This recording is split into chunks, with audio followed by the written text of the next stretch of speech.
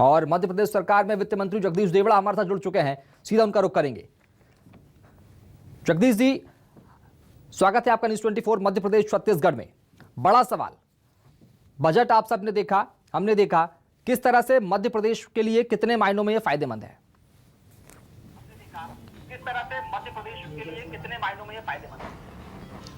भारत सरकार का यह बजट 2022 प्रस्तुत हुआ है, स्वागत योग्य बजट है। मैं वित्त मंत्री निर्मला सीतारमण जी को धन्यवाद देना चाहूंगा, देश के यशस्वी प्रधानमंत्री जी को मैं धन्यवाद देना चाहूंगा, बधाई देना चाहूंगा कि इस संकट की घड़ी में जब कोरोना का पहला दौर, दूसरी लहर और तीसरी लहर चल रही हो, बावजूद उसके इतना जनोपयोगी बजट प्रस्तुत किया है, जनता के हित का बजट प्रस्तुत किया है और इसमें 60 लाख नई नौकरियां सृजित करने का प्रावधान रखा है। ये बहुत बड़ा महत्वपूर्ण काम किया है। देश के रक्षा बजट को भी उन्होंने 25% बढ़ाया है। यह सुरक्षा को देश हमारा मजबूत रहे, देश की सुरक्षा का पूरा प्रबंध हो, इसके लिए उन्होंने 25% जो बढ़ाया है वो वास्तव में उपयोगी है, महत्वपूर्ण है जी। मध्य प्रदेश के लिए केन बेतवा के लिए 44,000 करोड़ का प्रावधान रखा है। मैं मध्य प्रदेश की ओर से, हमारे सरकार की ओर से उनको बधाई देना चाहता हूं, धन्यवाद देना चाहता हूं। सभी वर्गों का ध्यान इस बजट में रखा गया है, किसानों का, नौजवानों का, महिलाओं का, हमारे मजदूरों का, छोटे से छोटे तबके का इसमें ध्यान रखा गया है और यह बहुत ही जनोपयोगी बजट और जनता की भावनाओं का सम्मान करते हुए बजट रखा है। मध्य प्रदेश में रोजगार उपलब्ध कराने के लिए कैसे उपक्रम स्थापित करने जाएंगे? मध्य प्रदेश सरकार की क्या सहभागिता रहेगी उसमें? किया जा रहा है, जो जीएसटी कलेक्शन बढ़ गए हैं, इससे मध्य प्रदेश की जनता को क्या बदलाव आएगा?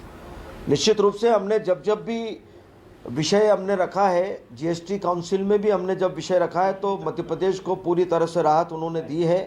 मैं धन्यवाद भी देना चाहूँगा कि मध्य प्रदेश को किसी प्रकार की कोई कमी नहीं आई है और हमने जो जीएसटी कलेक्शन के लिए भी हमने जब अभी जो बकाया हमने मांग की थी, उन्होंने निश्चित रूप से मध्य प्रदेश को पूरी राहत दी है हमेशा।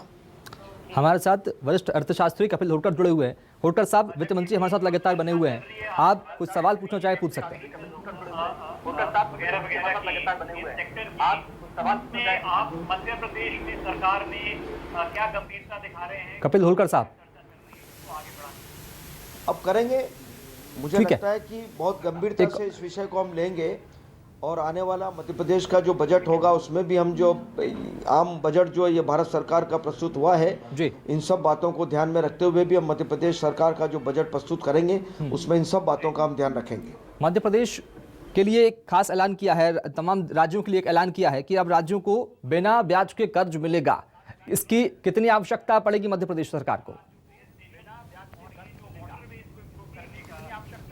आपके हिसाब से मध्य प्रदेश में क्या इम्पैक्ट हो सकता है? प्रदेश का विकास होगा जी, जल जीवन मिशन के लिए भी और जैसे स्टेशनों के लिए भी, जैसे यहाँ पर भोपाल में जो स्टेशन बना है हमारा, ऐसे पूरे देश में सभी जगह पर इस प्रकार के स्टेशन बनेंगे तो ये निश्चित रूप से विकास की ओर बढ़ते कदम है।